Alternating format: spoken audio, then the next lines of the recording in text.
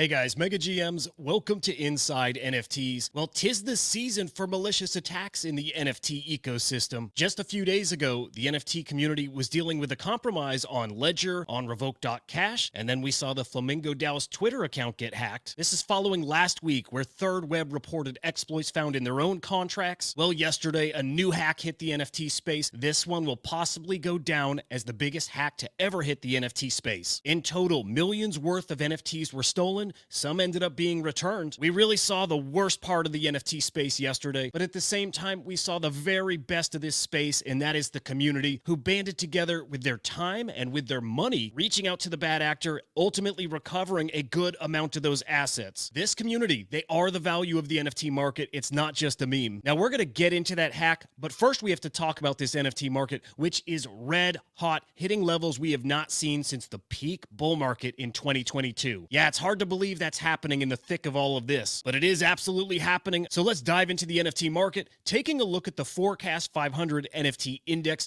you can see we are down this morning, down 1.2%. The value of NFTs is declining right now. In fact, in the past 7 days, we're down 0.8% as well. As you see, a red hot 30 days that seemed to plateau right on the weekend of Art Basel in Miami. But taking a look at sales volume and buyers, sellers, transactions, some incredible stuff going on here in the past few days. Yesterday, we saw $111 million in cross-chain NFT sales, 83,000 buyers, 400,000 transactions. I'm going to focus on the 15th because on December 15th, we saw $132 million in NFT sales. That is the highest single day of NFT sales since May 10th, 2022. Back then, $170 million in sales. Again, the peak of the NFT bull market, really. Also on the 15th, 97,000 unique buyers. That is the highest since March 5th of this year when we saw 103,000 buyers. But total transactions, 641,000. That is the second highest we have ever seen. You have to go all the way back to February 25th, 2022 to see the only time we were higher. On that day, we saw 661,000 transactions. Some pretty remarkable stuff happening in the NFT space right now. Now, taking a look at the weekly numbers, which this data period ends tonight at 8 p.m. Eastern time, you can see 537 million in NFT sales. This will be the highest since the week of May 9th in 2022 when we saw 680 million in sales, and trade profits this week at 30.8 million. That's the highest since the week of May 2nd, 2022, when we saw just over $62 million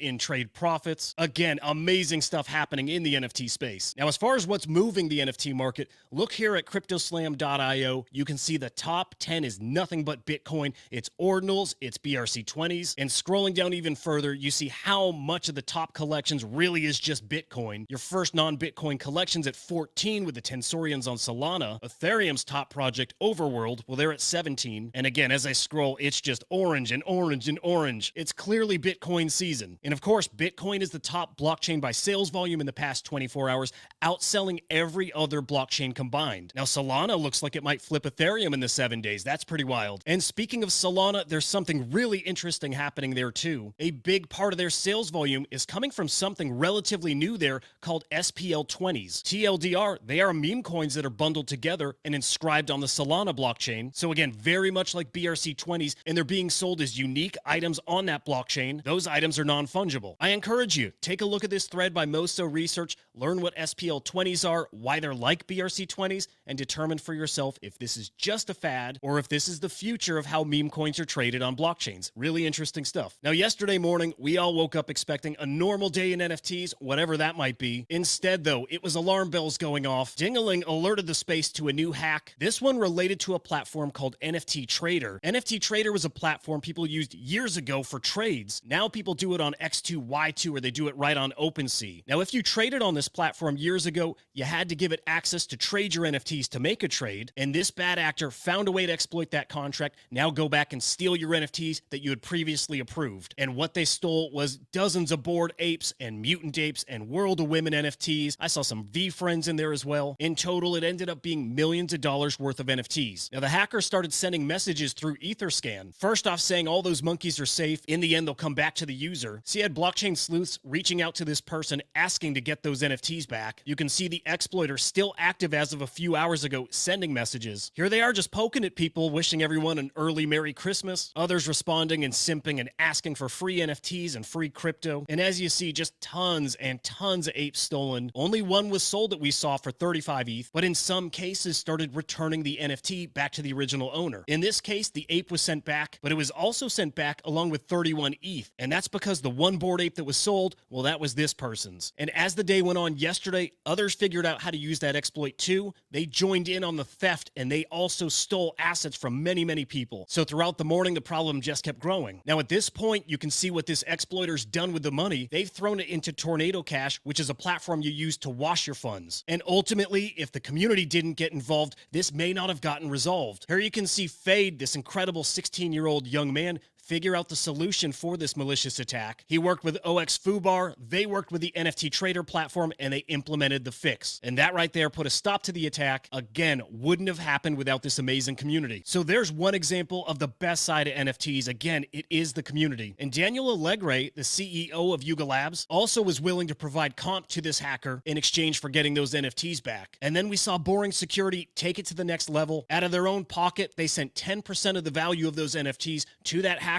In exchange, they got 36 Bored Apes back, 18 Mutant Apes, and man, they really saved the day for these victims. And then capping it off, OX Quit got involved. He also had a solution to get back those NFTs. So he worked with NFT Trader, got them to implement some of his code, and thanks to OX Quit, they recovered 10 on-chain monkeys, 22 hash masks, and 2 Game Disease NFTs. An absolutely amazing display of a group effort and highlighting just how good the good side of NFTs are. Those guys didn't have to get involved at all. They didn't have to give their time, and they didn't have to give their money, and they did give substantial money, but they did because this community does care about each other. Now, I do have to point this out. If you had a ledger, that would have not saved you in this case, because if you approve access to your NFTs, that's it. That's the end of the story. Whoever you gave that approval to has access to do whatever they want to those NFTs, depending on the type of approval that was given. Guys, to be safe, do not connect your wallet with your valuable assets to anything. Buy your NFTs in one wallet, send them to another cold wallet that never is connected to sites. Use it purely as a vault, nothing else. But man, just when you thought the worst was behind us, the same type of exploit was found over on the Flooring Protocol. So suddenly, a bunch of Bored Apes and Pudgy Penguins, well, those were stolen from the Flooring Protocol too. So then that team went public, offering a reward too for the return of those assets.